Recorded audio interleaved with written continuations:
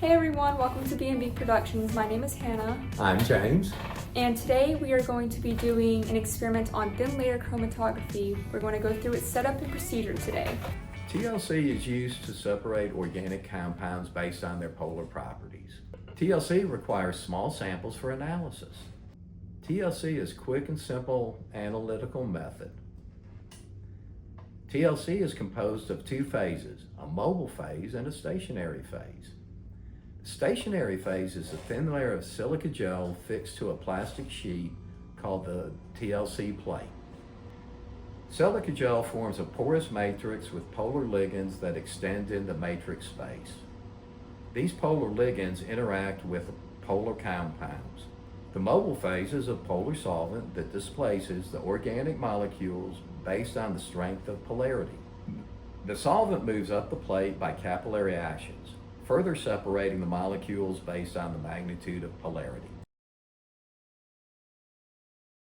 Okay. So, first thing you want to do is identify your glassware, which is the large cover dish and a 500 ml beaker. We're using a mobile solvent that is 70% hexane and 30% ethyl acetate. We'll be running 2 lanes each of aloe vera oil and clove oil. We're using the pipettes open end on both sides, Stony Labs, that can be found online. They're a micro pipette that is open at both ends. So the TLC plates come in different sizes. We'll be cutting a section out of our plate. It is the thin layer of silica gel on one side with a plastic backing. So be sure when you are working, you are using the dull side. We'll cut approximately a 4-inch by 6-inch plate to be used. Keep track of the factory edge. You want to use that as the bottom of your plate. Fill the beaker with solvent approximately 1/4 inch deep. Now hold the TLC plate factory edge down next to the beaker and mark a point approximately 1/8 inch above your solvent line.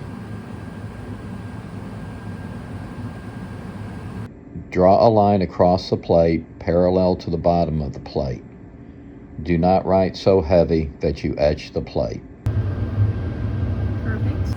Label each lane. Place a small drop of each sample on the watch glass, just enough to pick up a sample with the microcapillaries. Now using the microcapillary, we'll transfer sample onto the TLC plate at or right above the line we drew. Be sure and use a fresh capillary end when you're changed from one sample to another. Insert in the beaker with your dull side up. There should be a slight tilt to the plate.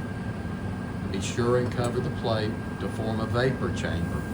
If you do not see your solvent moving up the plate, double check that you are getting a good seal to form a vapor chamber and your vapor is not just evaporating out. Let the solvent run until it reaches within 1/4 inch of the top.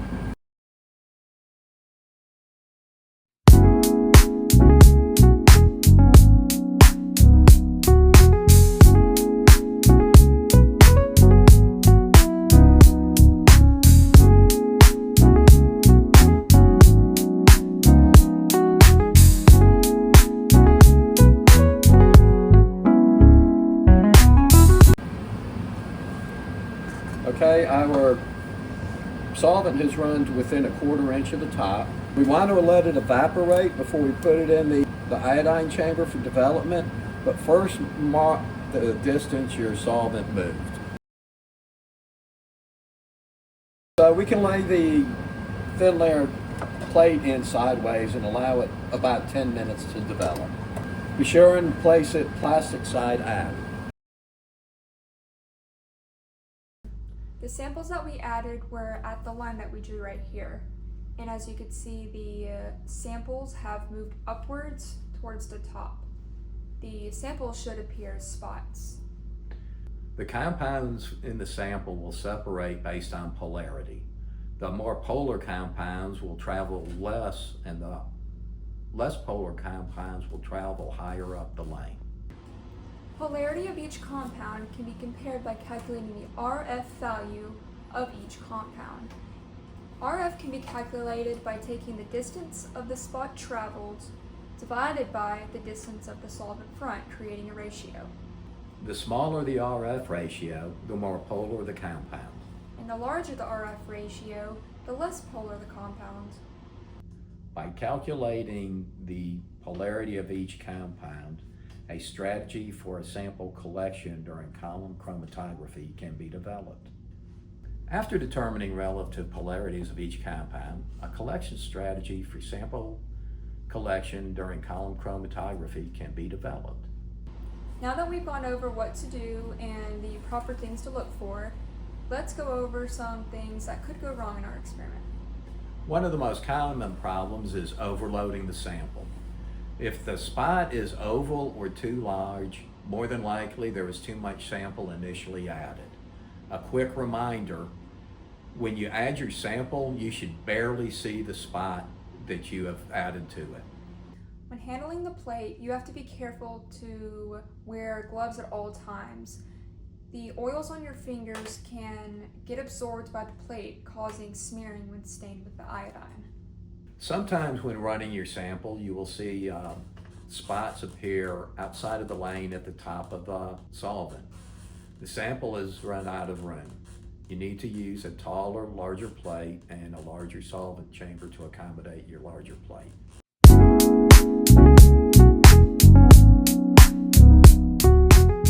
Okay, say hello. Test, test. Hello?